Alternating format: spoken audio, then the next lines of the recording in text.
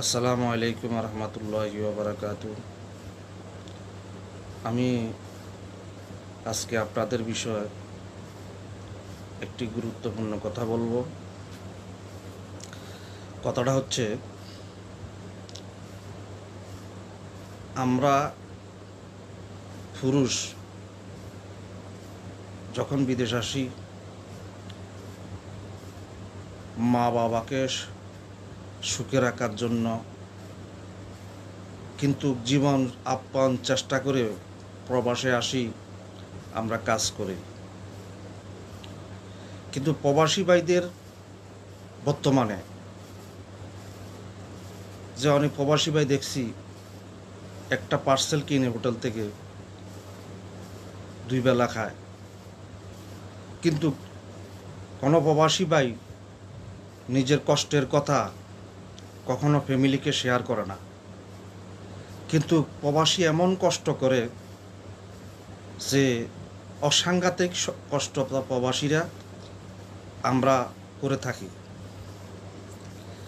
আসল বিষয় হলো, কথা হলো, এই কষ্ট করে ভালো একটা জামা কাপড় কিনে না, ভালো একটু কিছু খায় না।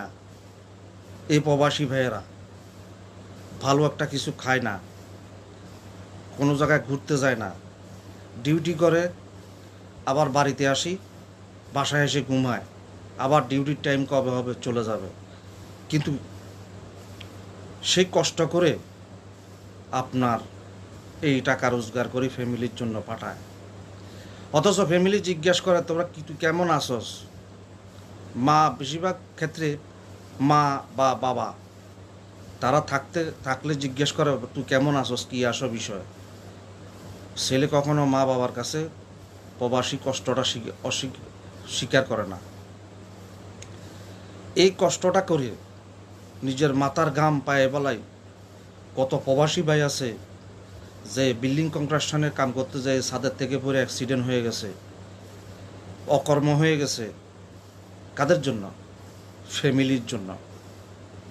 এই কষ্টটা করে প্রবাসী যখন বাংলাদেশে যায়, হাসতে গেলে 2 দিন বা 3 দিন বা 1 মাস সবার কাছে ভালো।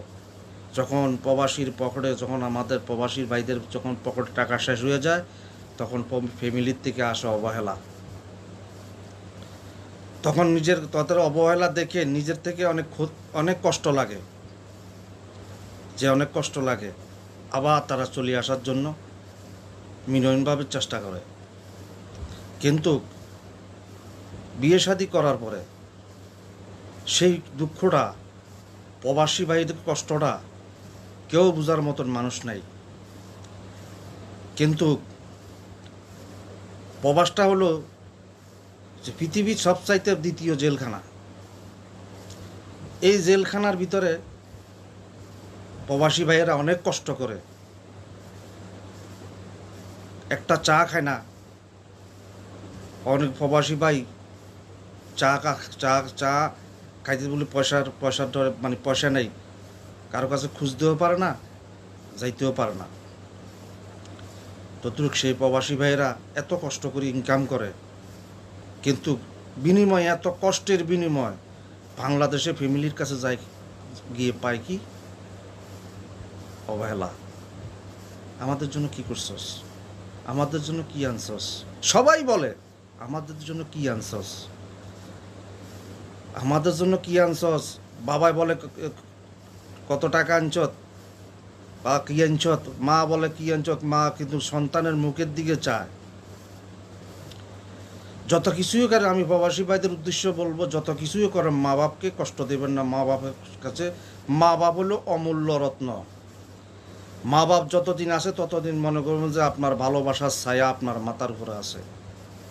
মা বাবা যদি দুনিয়া থেকে বিদায় নেয়, তখন মনে করবেন যে আপনার মাথার, বেশিরভাগ মা যদি চলে যায়, মনে করবেন যে পৃথিবী আপনার অন্ধকার, ভালোবাসার মানুষ একজন চলে গেল।